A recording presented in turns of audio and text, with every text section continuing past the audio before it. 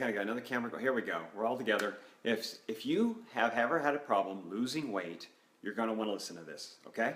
So just telling you, this is vital. This is why you can't seem to lose the unwanted pounds. Okay? And it's because, like you see in my message there, obesity is like a form of internal starvation. I know that doesn't make sense, but that's why I'm going to explain it. And I know some of you are saying, well, you know what? I know why I've gotten overweight. I overeat. And I'm overeating, I'm eating more than I should. It's the same mechanism. I'm going to explain to you why, okay? But it's the same mechanism, whether you're eating too much or too little. It's not necessarily about that as much as it is about what you're actually eating, okay? The proportions of what you're eating is far more important, the proportions of carbs to fat, obviously, as opposed to how much of it you're eating, okay? And so we've got this flawed message out there that is just stuck around, and it's that a calorie is a calorie. It's just a complete misconception of how our bodies work. Like we're treating our bodies like it's a machine, like it's a car. You put fuel in, you turn it on, you roll it. It doesn't work that way. We are not machines. We are biochemistry. We have hormones.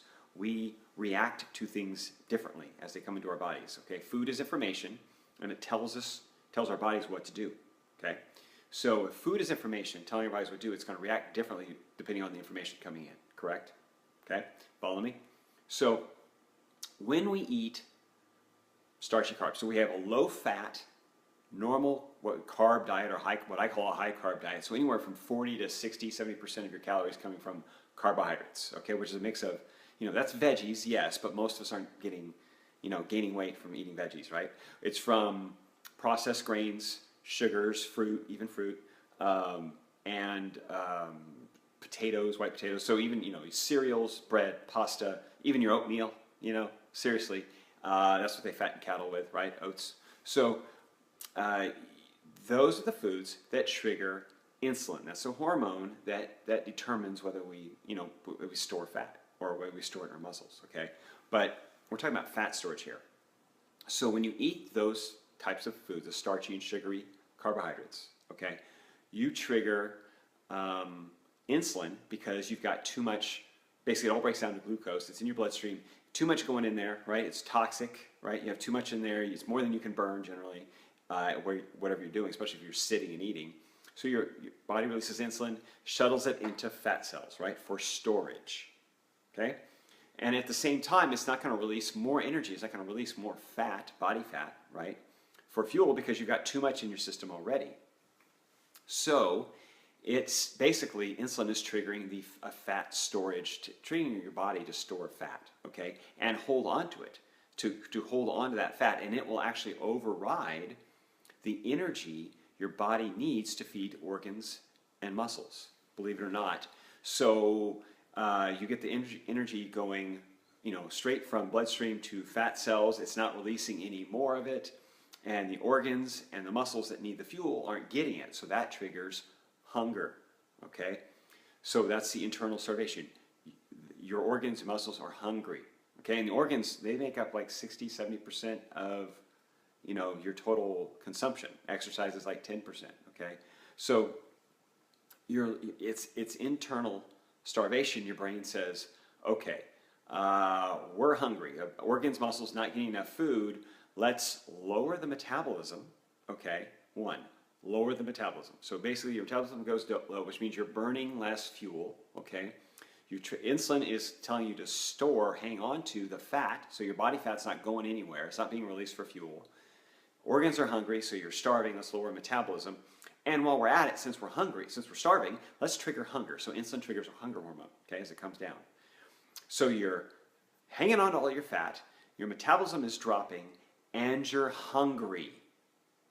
What do you think that's going to cause? So appetite goes up, energy burning down, and no stored energy release going on at all. Yeah, you're going to gain weight, okay?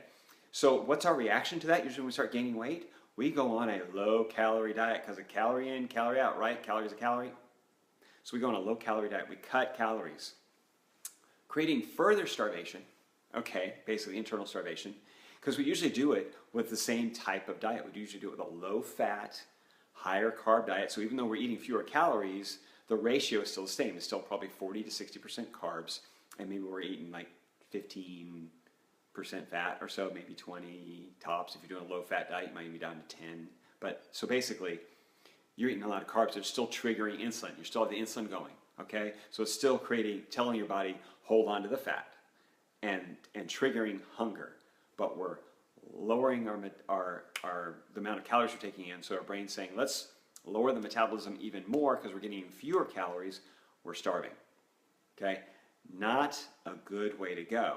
And if any of you, saw my video yesterday, I was talking about how this relates to the Biggest Loser people who are, come off of the show and they're gaining their weight back because their metabolisms are, 300 to 400 calories a day lower set than another person of the same, age, height, and weight. So, I mean, they just their metabolisms have been, have tanked. And this is it. This is why this happens, okay? So, and this is happening to many people. And why they can't seem to lose the weight, they don't have much energy, okay? And they're hungry all the time. It just doesn't make sense that they have all this excess, basically storage of energy, which is the body fat. They're hungry and have no energy because they're not being allowed to tap into the energy. Do you see how that fits? You're not being allowed to tap into that fuel, that energy you're carrying around with you. So you're hungry, no energy. How do we reverse this? Well, you reverse your diet. You take your carbs and put it in the 10 to 15% category, and you take your fat and put that in the 50, 60, maybe even 70% category, okay, where 70% of or 60% of your calories are coming from fat, because carbs are the ones that trigger insulin. Protein triggers insulin a little bit, so we eat a moderate amount of protein, but it usually recovers very quickly. Fat, dietary fat has no effect on insulin. If you just ate fat, if you just ate, say, some coconut oil butter, or you ate an avocado, okay, now I'm not saying just eat the fat for a meal, okay, but I'm saying that a higher ratio of your calories should come from fat because the fat does not trigger insulin, okay, and so when we change that ratio, insulin levels drop, and that allows us to tap into the fat storage, the body fat that we've been carrying around, and our body has since, leading up to that, not allowed us to tap into. So now that fat is going to be available for fuel, okay? And when you eat a meal that is really, maybe your carbohydrates are primarily veggies, fibrous veggies like salads and, asparagus, Brussels sprouts, broccoli, okay? Put a little butter on them, cook them in coconut oil. That's fat. But don't have the potato on the side, okay? When you get up in the morning, have your eggs, but don't have the cereal, okay? You get what I'm saying? Put some chicken in your salad, and put olive oil and some vinegar on it, and be good with that. No croutons, no sugary, low-fat dressings. Got it? So keep your carbs low, and your body will tap into that into the stored body fat. You will not. You also the food you eat that you're eating, that fat is going to stay in your system longer because you're not releasing insulin. Okay, you're not eating carbs. You're not releasing insulin to get rid of it. So that the food you're eating is going to stay in your system and make you feel more satisfied. It's going to give your body energy longer because your body's not trying to shuttle it out. It's not toxic. Fat is not toxic to your system. So it's going to give you fuel while you're, shortly after you've eaten it, because you're not trying to get rid of it. So flip it on its head. If you have questions, please comment below. I'm sure some of you have experienced this because it's common. It's sad, but it's common because of the message that we've been given. Calories a calorie. Fat is dangerous. Dietary fat is dangerous. Carbs don't hurt you. It's as long as it's low fat. We have all these low fat like Snackwells and all these low fat yogurts which are full of sugar, cereals. All this supposedly healthy food that's supposed to be low fat, and it's full of basically sugar or something like it, high fructose corn syrup, whatever you want to call it. It's got sweeteners in it, and that's triggering our insulin and making us store the fat. So Have questions, please comment below. If you know someone that would benefit from this, please share or put their name in the comments. And if you want more videos like this, check out my page, Zane Griggs. It's full of videos about basically low carb eating and how to change your body to be a fat burning machine. But chemical machine, right? We're not really machines. Anyway, you know what I'm saying. Talk to you later.